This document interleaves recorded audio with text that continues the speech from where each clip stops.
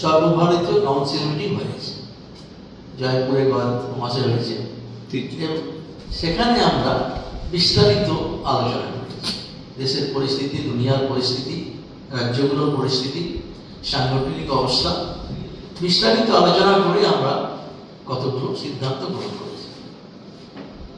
আমরা একটা জিনিস করেছি নির্বাচনী পর্যালোচনা, যে ভারতবর্ষে যে ঐতিহাসিক কৃষক আন্দোলন হয়েছিল, সেই ঐতিহাসিক কৃষক আন্দোলনের ফলে মোদী সরকার যে কৃষক বিরোধী, শ্রমিক বিরোধী, মহিলা বিরোধী, আদিবাসী, শিডিউল কাস্ট বিরোধী, গরিব মানুষের যে দুশ্মন এবং বিশ্বাসঘাতক, এই বিষয়টাকে কৃষক আন্দোলন প্রতিষ্ঠিত করেছে।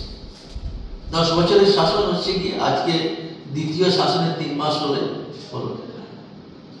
এখন এই শাসনে যে সমস্ত কথা মোদী বলতো সব ভুলে গেছে। সবকো বিকাশ এখন আর নেই, সমস্ত মানুষের ভালো করার প্রশ্ন এখন নেই।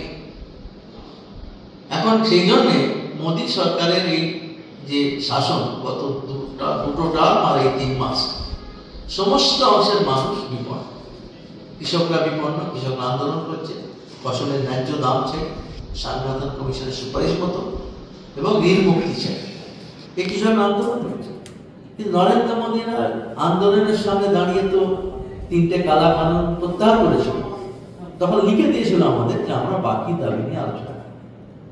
3 বছর হয়ে গেল, সরকারের কোনো দেখা নেই। আমরা বারবার দাবি করছি সরকারের কাছে, মিটিং করো, আলোচনা করো, কি হবে এমএসপি। কৃষক আত্মহত্যা বাড়ছে, এখন 35 জন কৃষক প্রতিদিন আত্মহত্যা করছে, দিন আর চালায়, ফসল নষ্ট হয়ে যাচ্ছে, তার ক্ষতিপূরণ নেই।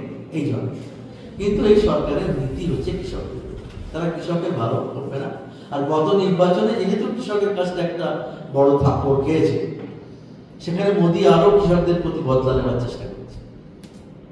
কারণ যেখানে মূল কৃষক আন্দোলন হয়েছিল 5টা রাজ্য, সেই রাজ্যের 38টা সিট বিজেপি দারুণভাবে এনেছে, এগুলো ব্যাপকভাবে জিতেছিল আগে। আর গোটা গ্রামাঞ্চল, পশ্চিম ভারতের গোটা গ্রামাঞ্চলের যদি আমি হিসাব করি, দেখেছি 159টা সিটে বিজেপি গেছে। তার মানে গ্রামে কৃষকরা থাকে, কৃষক, ক্ষেত মজুর, গরিব মানুষ, যাদের সঙ্গে মোদী বেইমানি করেছে, বিশ্বাসঘাতকতা করেছে, তারা কিন্তু বিশ্বাসঘাতকতার বদলা নিয়েছে। বিজেপি হেরে গেছে। এত বড় পার্টি, বিশ্বের সেরা পার্টি, সর্ববৃহৎ পার্টি,